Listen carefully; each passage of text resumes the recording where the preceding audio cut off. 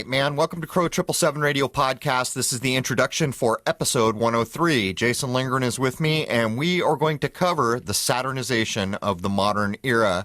So many people have followed through many episodes that we've done recently that have shown outright that every powerful organization that ever was in this world tracked the sky.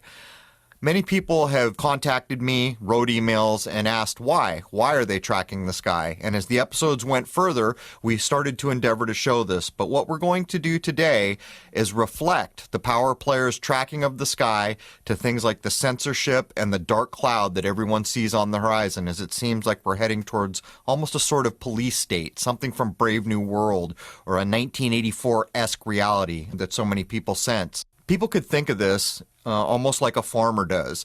A farmer puts his energies towards the natural rhythms of this world to understand when he needs to plant his seeds to get crops that he can harvest.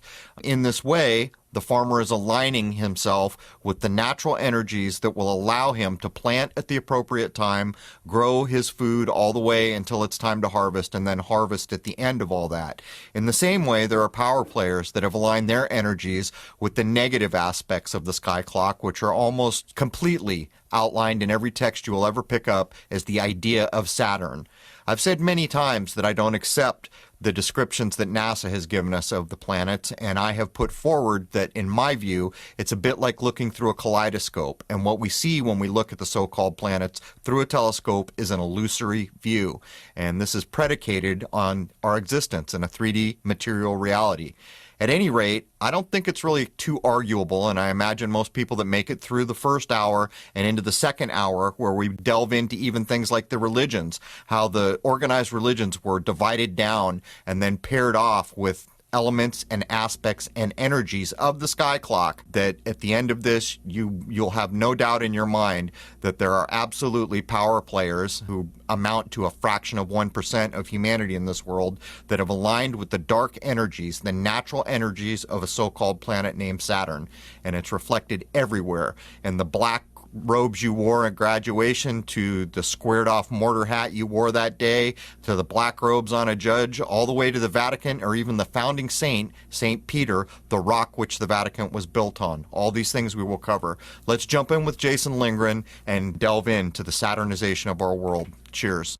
All right, man. Welcome to Crow 777 Radio. This is the podcast, episode 103. Jason Lindgren is with me, and we're going to be covering basically, I guess what we could call the Saturnization of our world. And we're going to try to explain from the point of view of the power centers that have tracked the sky since, I guess, people could look up and see a sky. We're going to try to cover it from that point of view. And it's been a hell of a lot of research, man. Anyhow, welcome, Jason. Good morning, Crow. How goes it, man? Pretty good. How about you?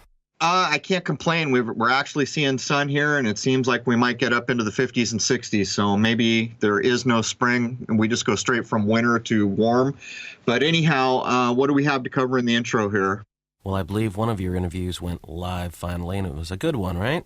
Right. Sage of Quay went live. I kind of urged him. I think he's living under two strikes. I urged him to wait until he cleared strikes because we talk about everything. It is a very good interview, and a lot of people gave me positive feedback.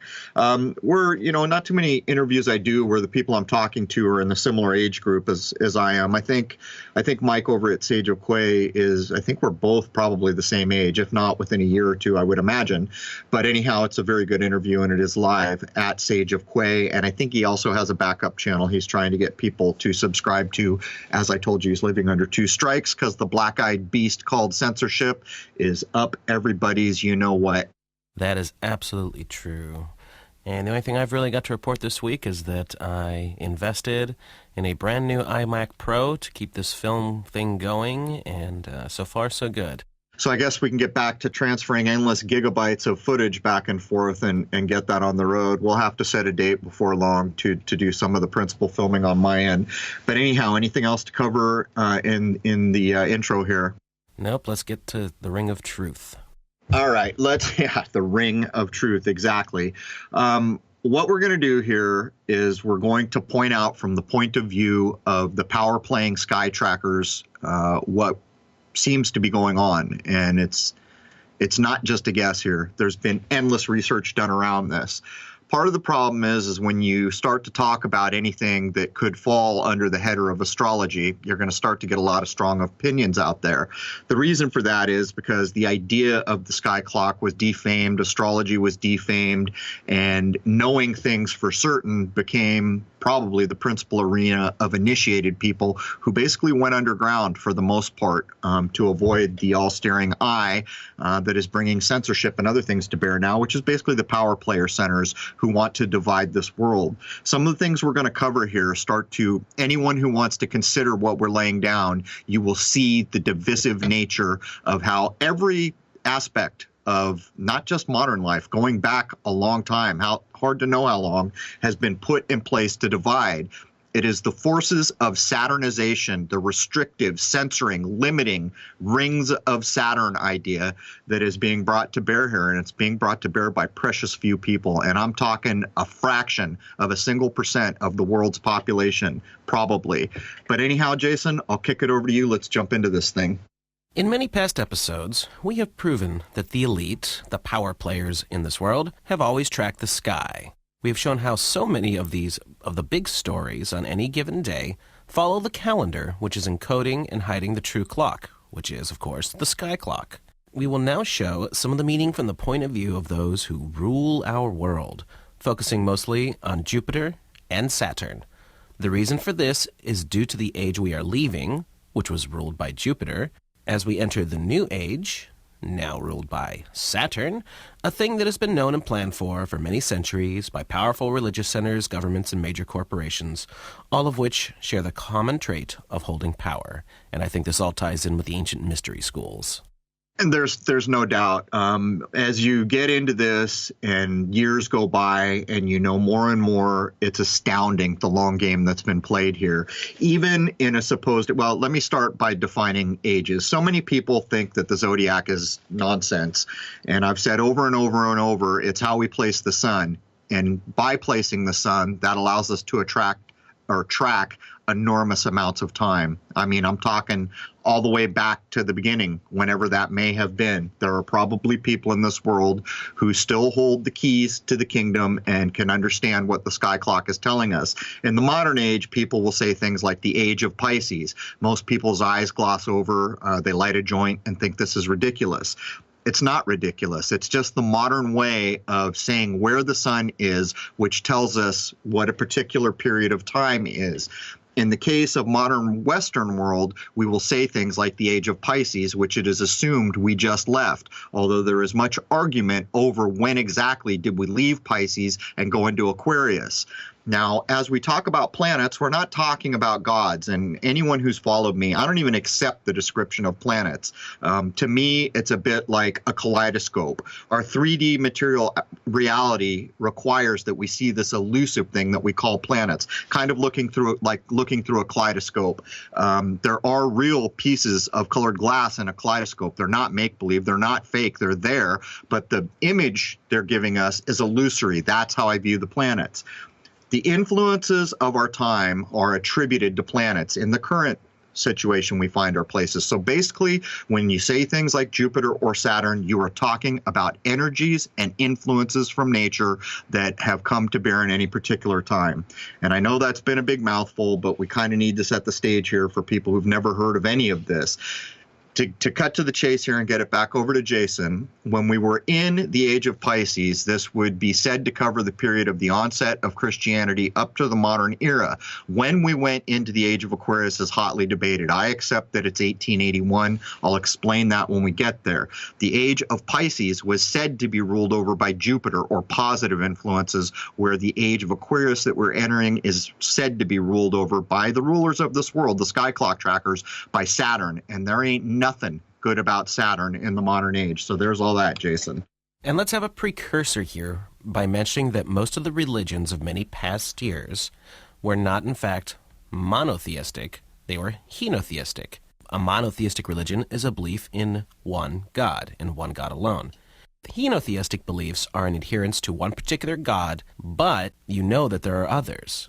One God out of several, maybe even many. And Using the theistic term in the first place, meaning relating to or characterized by belief in the existence of a god or gods, may not necessarily be correct in the first place, is it?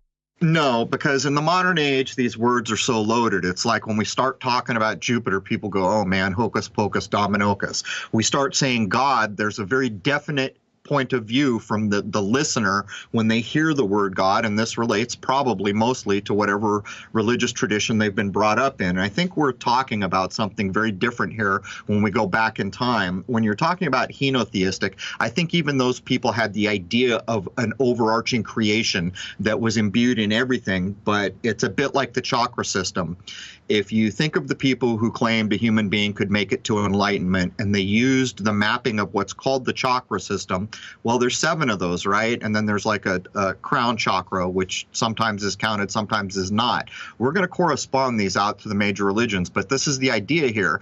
To look at all the chakras is like a more omni view of all the possible influences and potentials of a human. Looking at one single chakra is something less, and that's part of what we'll get into. But these are hard things to talk about, man. Whenever we say things like planets or gods, the modern mind is probably thinking something much different than a mind from past centuries. Anyhow, Jason. So let's define what Jupiter and Saturn represent in the eyes of those who track the sky clock, because it's going to be, I'm pretty sure, a bit different than what the average person does. It should also be very clear that we are talking about aspects of what we call nature, and to be more specific, the energies and influences possible at any given moment within very large masses of time. Right. So the idea here is you can look at almost any given news event. You can look at the founding of Fortune 500 companies, which I have done for many years now, and you'll realize it's locked to the calendar. The reason it's locked to the calendar is partially to obscure it, because our modern calendars are jacked up. They don't give a true division of a year. We went from Julian to Gregorian. Places that track time are still tracking both for some reason. You see what I'm getting at here. Even in the names of the months, when we say things like September, the most maligned of months in the modern age, that means 7. That would be the 7th month, and yet it's the 9th month for us. In the same way, October should be the 8th month. It's not. It's the 10th. You can see that our calendar's been jacked up. This is to hide what we're talking about, because the powers that be are looking directly at the real clock. It's called the sky, and that's what they are working from. And the claim that they put forward, and there must be something to it or they wouldn't have done it all this time, is that they can deduce when certain energies and possibilities are more likely to succeed. Another way to put that would be is to align yourself with the possible energies of any given period of time. So there's all that, Jason. And I'm sure this ties into the whole changeover of the calendars, too, between the Gregorian and Julian, and how we see them using the Julian still at certain times.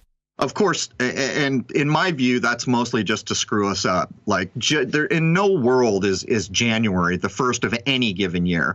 If you wanted to logically do it, the beginning of the solar year would be close to this what we call the spring equinox. But then again, we've demonstrated that in the modern era, equinoxes are broken. They don't match at all the historic descriptions of what an equinox should be. The point here is that those calendars don't even divide up the year very well. And to top it off, if you pick any given day out of the year and you say this day fell specifically at this period of time within the cycle of a year, it'll be a different day in the next year and the next year and the next year. So in my view, the calendar is just simply a way to knock people off understanding and becoming in tune with the cycles of time. And that is wholly what daylight savings time is about, which happens right at the equinoxes, by the way. It's to get a human being jacked out of time, because times have cycles. And if you become in tune with these cycles, apparently what a human being can do in a lifetime is enhanced in some way. I'll leave it up to the listener to decide how accurate that is. But I guarantee there's something to it, or these people would not constantly be tracking the sky and timing to a calendar all the little nonsense they put in front of us, to include, go look up how many Fortune 500 companies were set up near spring at the beginning of the new solar cycle. Go ahead, Jason. So I would take it that keeping the calendars all jacked up and the general population not being able to tune in is just one more weapon they use of mass distraction. Well, it's a crazy thing. They talk about the age of Pisces, or basically the Christian era, is a good way for people to think about it, as having been ruled by Jupiter, which you're about to define. There's nothing bad about Jupiter, and we'll even draw modern English language out of the dictionary that demonstrates what we're talking about here. Yet there has always been a fly in the damn soup. There's always been that little double agent working behind the scenes, and that double agent is the idea of Saturn, is the idea of the negative, binding, limiting, timed principles of Saturn. And that's mostly what this show is going to be about. So go ahead, let's take a look at Jupiter and the idea that Jupiter is wholly a great thing, and that was the age we were leaving. That was the ruler. These energies were the ideas behind the age we were leaving, or basically the onset of Christianity to the modern era. Jupiter is nearly a wholly positive influence, which we can see even in our language with words like jovial, which is derived from Jove, and that is Jupiter. Jovial, of course, has the meaning endowed with or characterized by a hearty, joyous humor, or a spirit of good fellowship, and with a religious connotation, a wonderfully jovial host. Second definition, of or relating to the god Jove or Jupiter. Jupiter is said to rule over the age of Pisces, which would cover the time period from the advent of the Christian era to present, though it is currently assumed we are now in the age of Aquarius, which is said to be ruled by Saturn. It can be shown that what the sky trackers attribute to Jesus in terms of positive aspects is also identical in the idea of Jupiter, or again, the natural energies and influences of the time period. Also, the idea of what age we are in has been tracked by every culture that has lasted and is said to be some of the most closely guarded secrets. Again, the mystery schools. Based on research, we can accept that we entered the age of Aquarius in 1881, but there are many ideas in this regard, and many who mark the transition as having actually been in 2012.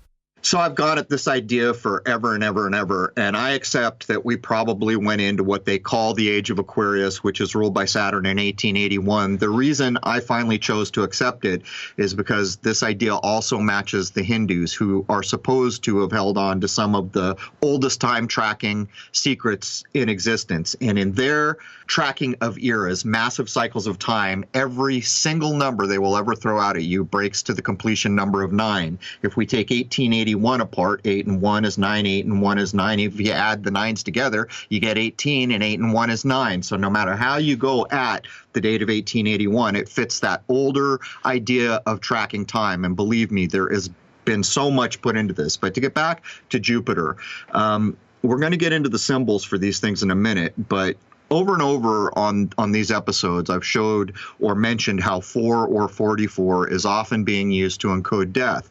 Now, this is what we're talking about in Saturn. In the modern era, the Saturnian negative energies control all the media, all of it, all the banking, all of it being controlled by a very minuscule fraction of 1% of the total world population. And what Saturn is doing is perverting everything, to be blunt about it. So if you're to look at Jupiter as wholly a positive idea, and the symbol looks like a 4, and it was the 4th of the 5 visible planets to the ancients, you can see that 4 truly holds a positive idea. Yet in all the media you're going to see, it's going to be a negative connotation. This is the perversion brought to bear by Saturn. In the same way, we're all watching the black-eyed beast of censorship bear down on us all. We're all talking about the possibility of police states. It is the Saturnization or the Saturnian energies that are setting the stage for all this. So it's hard to try to explain this out, but we'll do it as we can. So back to you, man. Okay, I already covered that. Go ahead, man. Saturn is nearly a wholly negative influence in nearly every old text or modern text that we can come across. It should be mentioned that the sky trackers state every aspect of nature has a dual nature.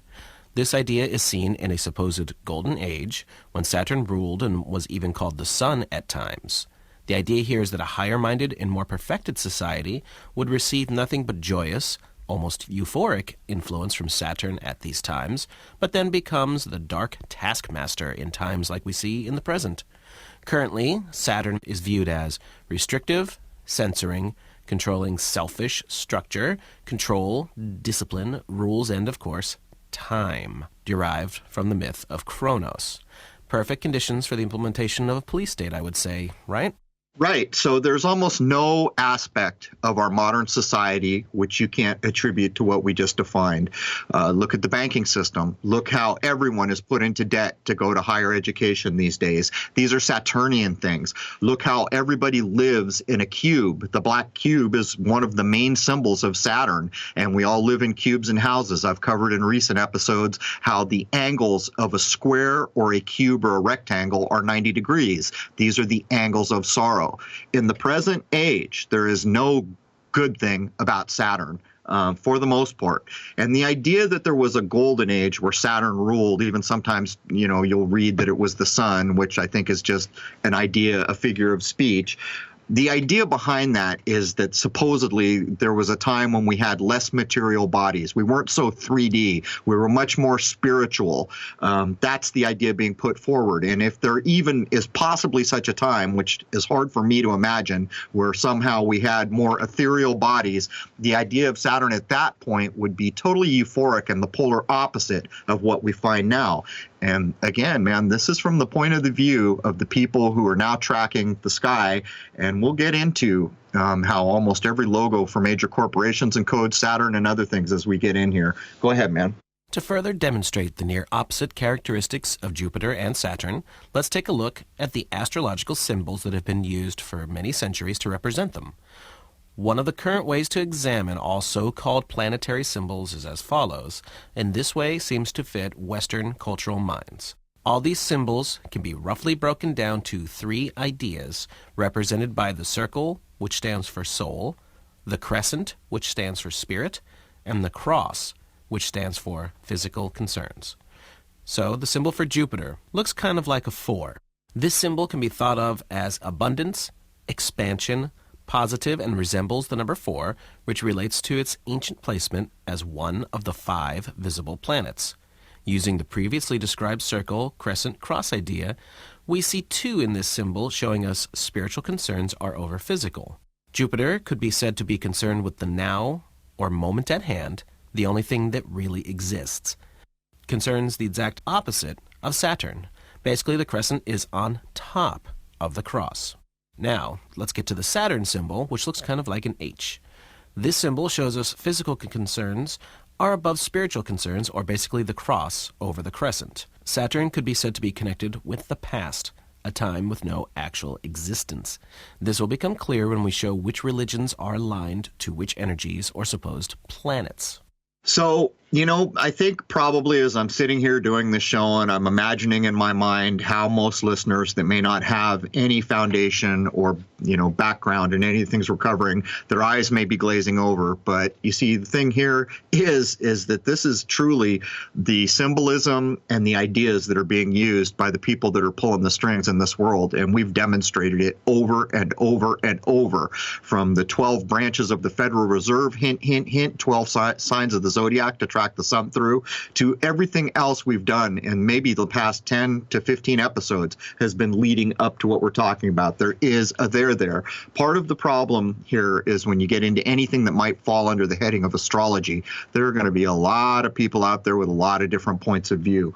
What I have done is gone to the oldest texts I can get my hand on, corresponded to everything I've ever studied throughout my lifetime to come to some of these conclusions. And again, in certain cases, some of the minutiae could be argued either way. But basically, the symbol for Jupiter, or positive ideas and influences from the previous age of what was called Pisces, the 2 fishes, looks like a 4 with a curly upper left branch, and the cross where the bottom of the 4 goes across the upright.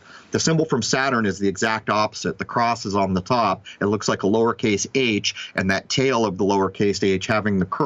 The little swirl is representing the crescent. There are other ways to break down these symbols, but it's a good way to think of it. And in this case, it demonstrates flat out that they are polar opposites. The idea of the age we just left, according to the sky trackers, having all this positive energy and positive ideas associated, but the fly was in the ointment, and we'll get into this when we talk about the saints. There was always like a little ninja spy master with Saturnian influence in the soup all the way through, as far as I can tell. Anyhow, Jason. And I bet you he was dressed in black. Absolutely, he was dressed in black. And this has come to our modern era. Even when you graduate from school, what do? You square your circle of your head with a mortar board, a black mortar board, wearing black robes. When you go in front of the judge, that man is wearing black robes. These are all the coming together of the Saturnian long game plan coming together, even in so much as education, where you can find references in this world from some of the various oldest texts, which are damn hard to find these days, unedited,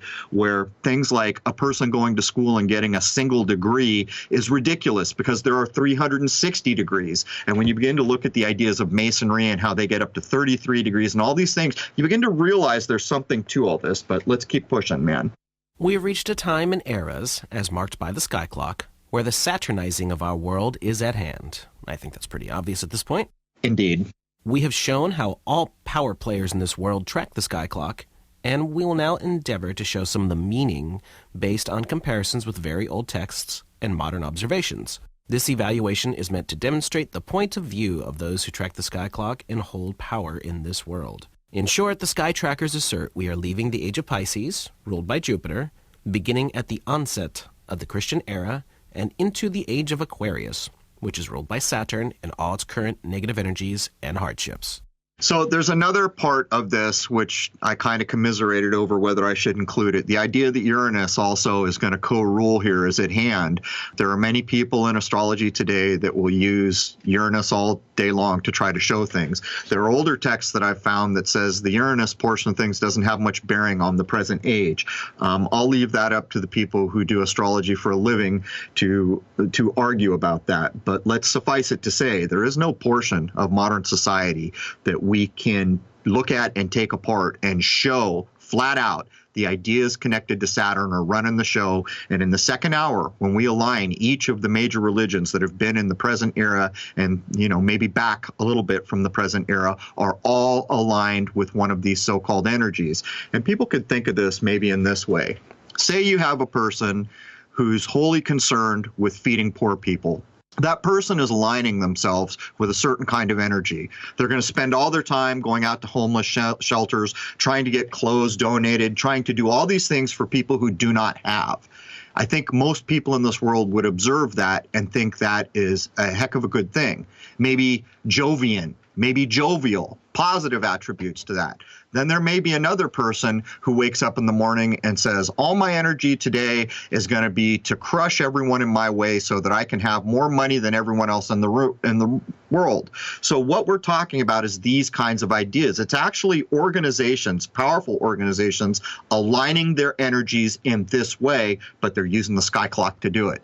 So you'll have to be your own you'll have to determine for yourself whether there's anything for the to the sky clock influence. But I will submit to you, people do not spend this much energy over this many centuries tracking a thing for no reason. Go ahead, Jason. So let's look at two movies that demonstrate the era of Saturnization, which is now. The first is Sleeper, and this is a Woody Allen movie that was released in 1973. Oh, that's when I was released too.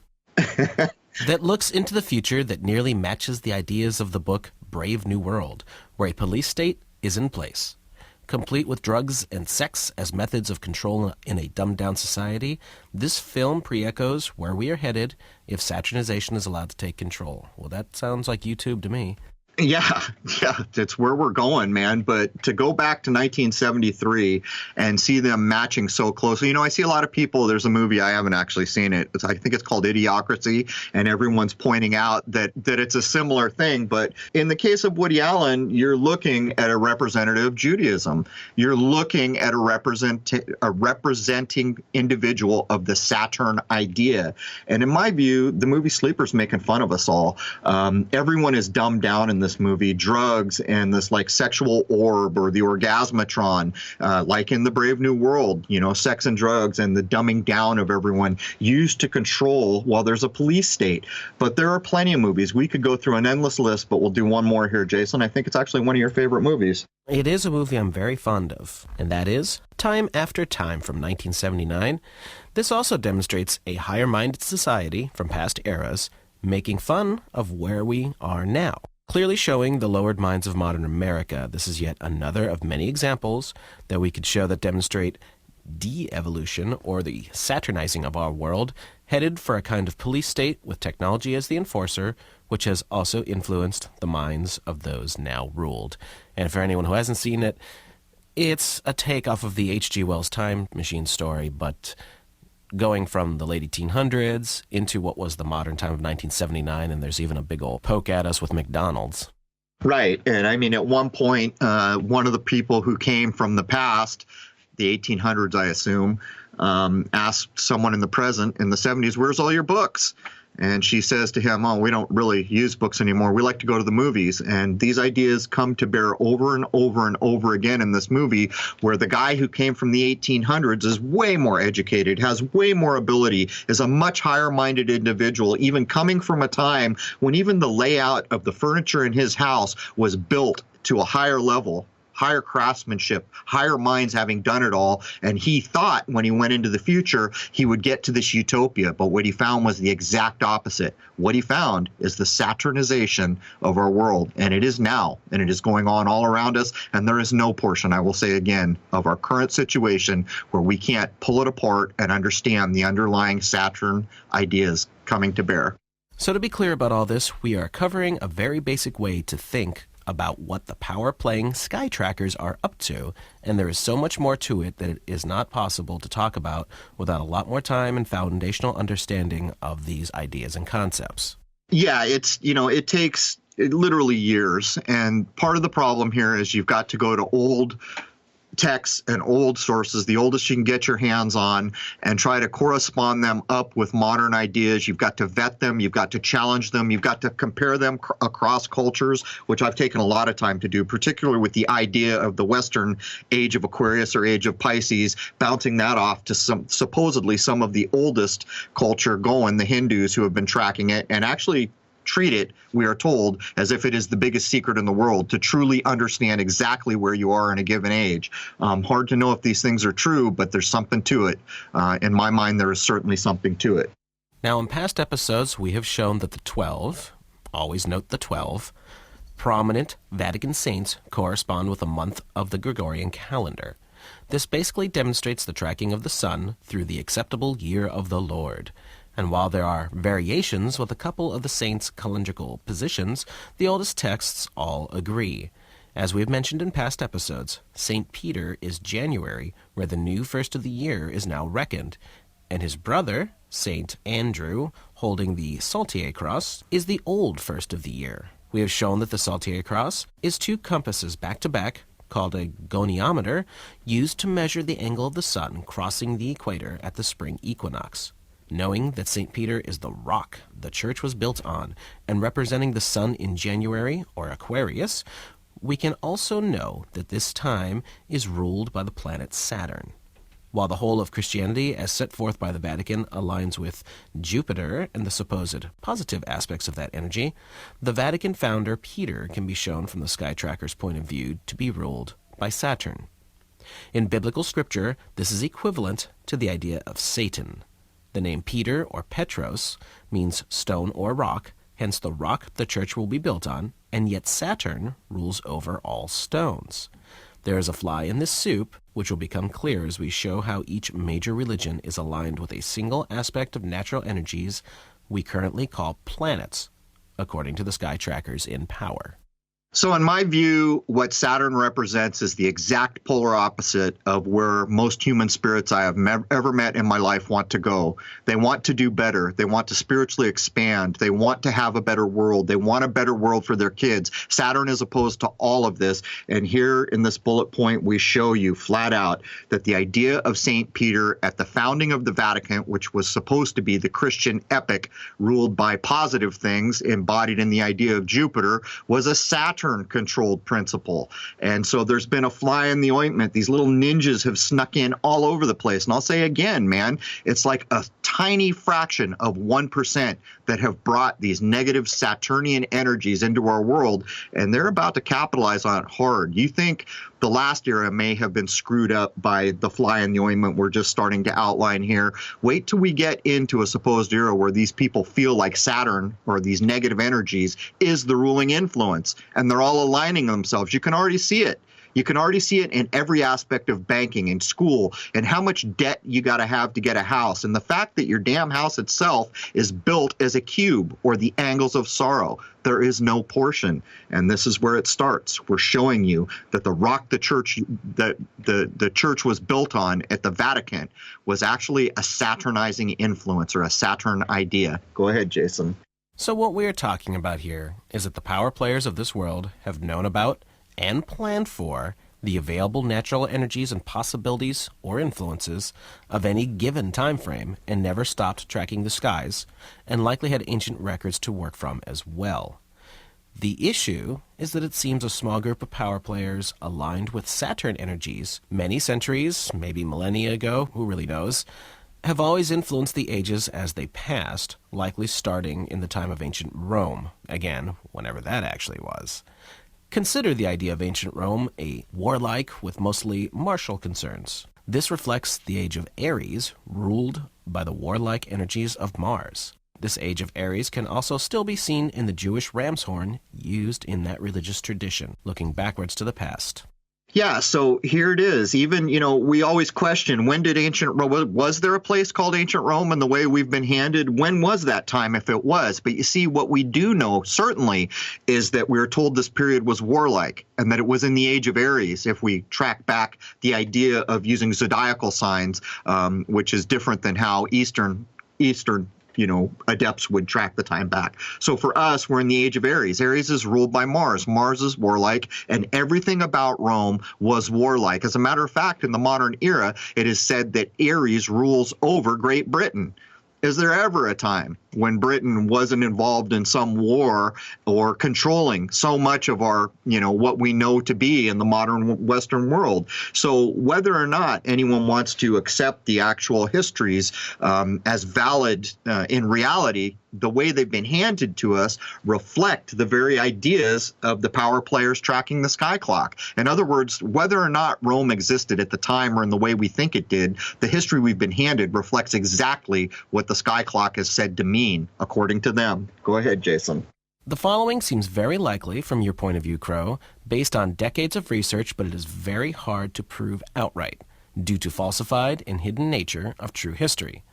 The assertion here is that there was likely a time we know little to nothing about, when society's religious concerns were based wholly in nature, where there is no lie. This implies a holistic approach to all natural energies, influences, and possibilities, which are now called planets, by the power player sky trackers. In other words, we would not be talking about specific energies like Saturn, as that would only be one small part of the overall potential. To this end, it appears that modern organized spiritual centers with power became aligned with single aspects of natural energies, thereby dividing and limiting societies up into the modern age. People with a strong educational foundation in these ideas could easily assert that the underlying power players have aligned themselves with the selfish yet powerful energies of Saturn. It could further be asserted that these Saturnine adepts make up a minuscule part of the world population in the current age, and yet have been planning and pulling the strings waiting for the age that is now ruled by so-called Saturn. The current Christian Bible can be referenced time and again by those with the knowledge and eyes to see. For instance, Revelations 27 forewarns about the current age in this passage. When 1,000 years are past, Satan will be released from his prison. Again, the Christian allegory and personification of Saturnian energies and influences has always been Satan. So here we are in the modern age, and this idea is indeed unleashed, which we see firsthand in the Saturnization of our world, which is now. Censorship, police states, selfishness, materiality. Did I mention censorship? How about censorship? There's a reason the word Santa is just Satan rewritten. After all, Christmas falls in the sign of the Capricorn, the goat, and is currently wholly about materialism, a basic tenet of Saturnian concerns and influence. The man in red who enters through the fireplace, the allegory for hell. There's no portion, man. There has always been a Saturnine ninja, a fly in the ointment here, and it goes back through an age. It's almost like saying, had these negative aspects of Saturn not been brought to bear, that periods of time could have been much more positive, much more holistic. But the main underlying tenet in this bullet point is critically important. The idea here is that it is possible there was a time when people viewed the entire spectrum of natural energies all at once. And yet what happened is the fraction, less than 1% of the power players in this world aligned with negative Saturn energies divided everything. And they got everyone to focus on one little piece of a much broader reality. And that's what's been brought to bear here. So, I would suggest, consider whether this is a possible thing. But from my point of view, I don't think it's really arguable. And even if it was, it doesn't matter. When we look around now, man, there's a black cube in everyone's pocket, and there ain't no getting away from it at this point, and that is Saturn. As we're going to discuss in hour 2, there are a lot of black cubes in a lot of places. Yeah, you can't escape it. And that is the symbolic Saturn energy. Even the damn keyboard sitting in front of me right now is covered in black cubes. When I look over to my box over there, it's a black cube. The house I'm living in is a rectangle or a cube. Even the ideas that go throughout Freemasonry, the idea of right angles, these are 90-degree angles. I invite anyone to look up the oldest text we can dig up in this world, and it was accepted at that time that 90-degree angles were the angles of sorrow. Think about the pyramids. Those are the angles of joy. What is it, 120 degrees for an equilateral? I forget. But whatever the equilateral triangle angles are considered the angles of joy. I've explained this before, but I've also used this example, like when you're watching The Fellowship of the Ring, hint, hint, hint. Those are the rings of Saturn. Didn't know it in the 70s when it was my favorite book, but I know it in spades right now. Even in that movie, when you see the Hobbit hole where there are no 90-degree angles, a joyous feeling washes over you. You're not really aware of it, but now you know why. There's no 90-degree angles of sorrow in that living condition of that rounded off little dwelling the hobbits occupy. But anyhow, as a matter of fact, in that story, you could almost view the hobbits as being wholly Jupiter influenced, and the forces of evil, Sauron and Saruman and the orcs, that's Saturn. There's the story told all over again. You've even got the all-seeing eye. But back to you, Jason. You actually really just nailed it there, because hobbits are all about living in the now, in the comfort. Everything is positive and happy. Just have a good time. Whereas Sauron is trying to take over everything and make war and subjugate and all that sort of thing. So, yeah, there you go. There's your opposing opposites right there. It's an exact one-to-one allegory, and it is no, it's not a mystery why it's called the Fellowship of the Ring. We are talking about the rings of Saturn. The Two Towers is the second book, hint, hint, hint. But yeah, the hobbits are concerned with nature, holistic nature, natural energies. They have no beguiling in them, no mischievous undertone to those hobbits. That is the idea of Jupiter. But man, when you get over the other side, it's darkness and technology and war and control and ugliness is being brought to bear. Well, I got news for you all. All us little hobbits sitting out here in our little cube houses, Sauron's on the march here, and he's been at it for a while, and we're behind the 8 ball, and the 8 ball is black, by the way. Yes, it is. Might be interesting to do a study on J.R.R. Tolkien, since he could read and write languages that were long gone, really. He was a very well-studied professor in England. He even made up his own languages, which was part of the allure for people in my time back in the 70s when those books were so popular, before Hollywood got a hold of them and beat the crap out of them. But anyhow, go ahead, man. It was not only religion which has been pulled and steered by Saturnian sky trackers, but education itself, not to mention culture, steered by mainstream media. Currently, the most educated among us have a couple of, wait for it, degrees. How is it that it is possible in a 360-degree curriculum that we have been reduced to 1 or 2 degrees? There is no portion of spiritual, cultural, or even educational concerns that has not been influenced by Saturnian power players, which has brought us to the current cycle of de-evolution on the brink of a police state. But who are these Saturn energy-aligned power players? We're going to get into that in hour 2, of course, as we break down the subdivision of all cultures to include organized spiritual leaders who are organized for a reason. So here, look at these ideas we're talking about. We've already mentioned, to go back to education, that black squared off mortarboard, squaring your circle, squaring you off into your left mind, these Saturnian ideas. And I read some accounts that were very spot on in my view, where the idea was that once upon a time, if there ever was such a time, in a holistic point of view, the amount of degrees someone could be concerned with in a living condition was 360. But now the most educated among us get a PhD. What do they have? 2, 3 degrees tops? Most people only have 1 degree. So the idea, the allegory here is that we've been reduced to 1 degree of concern to be called an expert or well-educated in any given thing when there are a possible 360 degrees out there.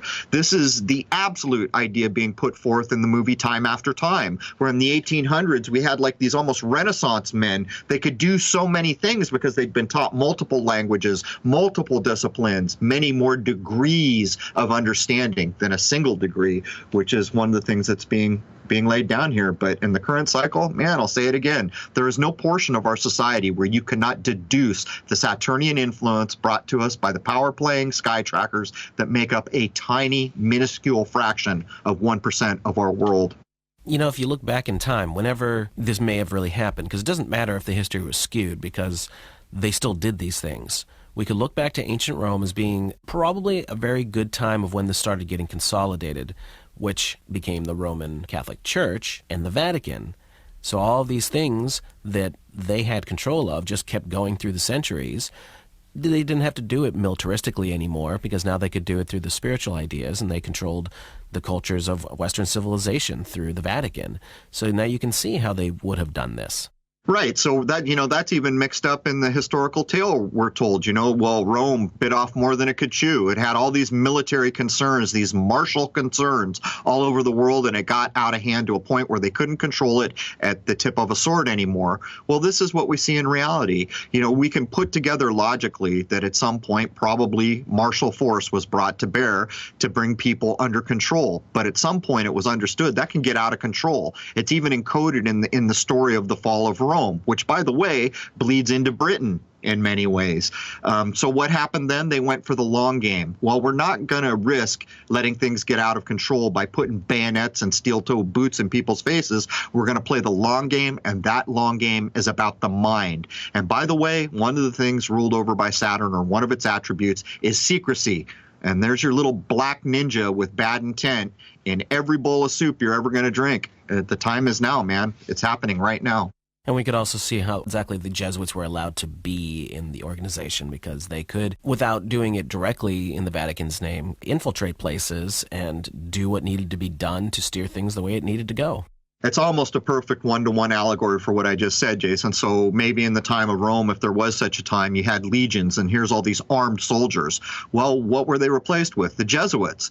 And they're not holding arms openly. They're wearing their little black dresses and their little black hats. But what are they doing? They're going for the minds. They're enforcing what you have to think. They're influencing languages. They're influencing the minds of those that will be ruled over. And as we've pointed out, the rock of the Vatican Church, which has its roots directly back to a place we call ancient Rome and into modern Britain, was built on a rock that was Saturnian principles and ideas. It's all there for anyone with an eye to see it.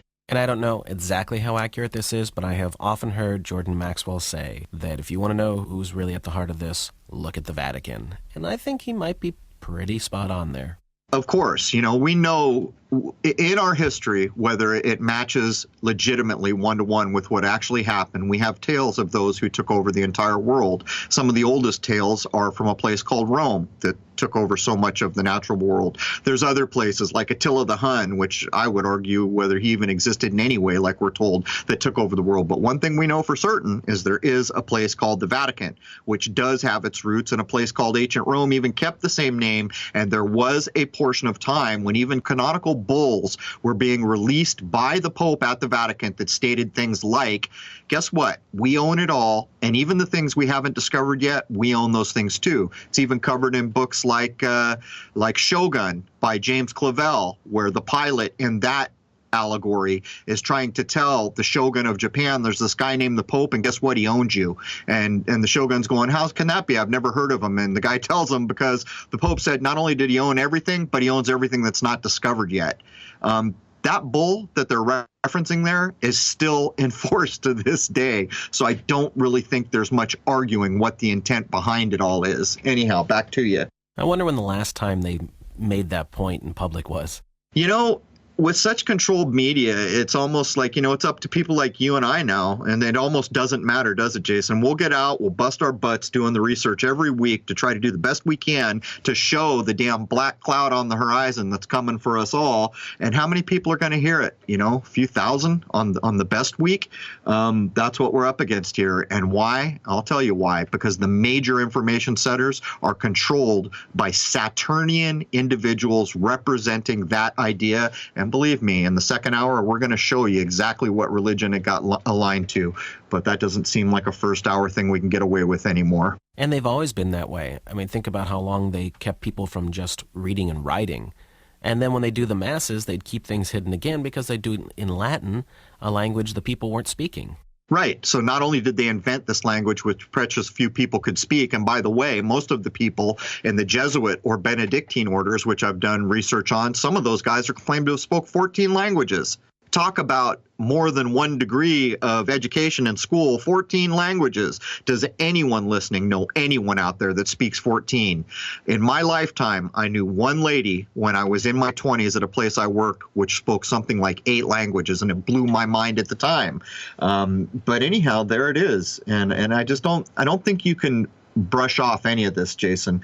But anyhow, let's get through the last bullet point for hour 1. Right. To finish off hour 1, we can think about the ideas of the sky trackers in this way, put very generally to reframe our minds.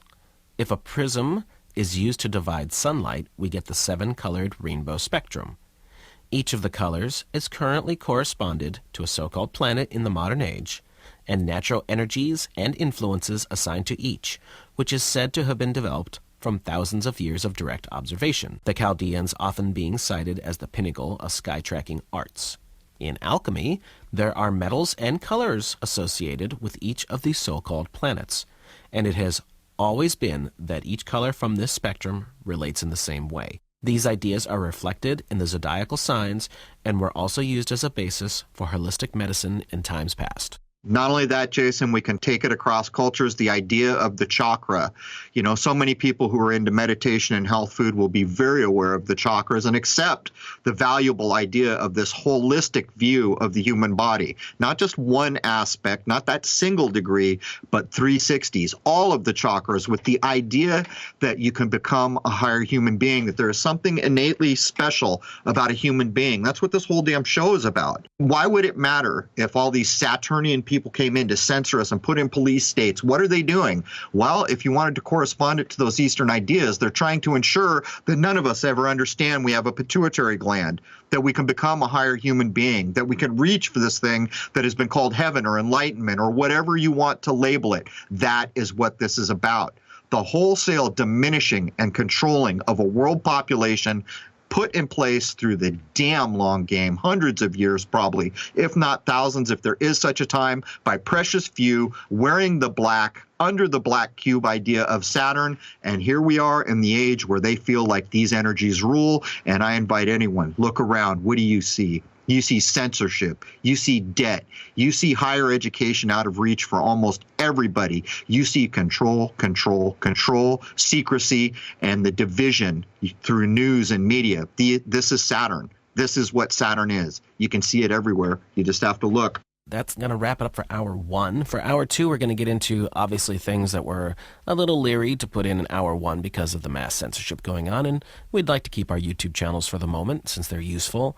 But we're going to go into this symbolism and related to real-world events going on today in as much depth as we possibly can. We're also going to outline the major religions that have been in the modern era back to maybe just before the modern era.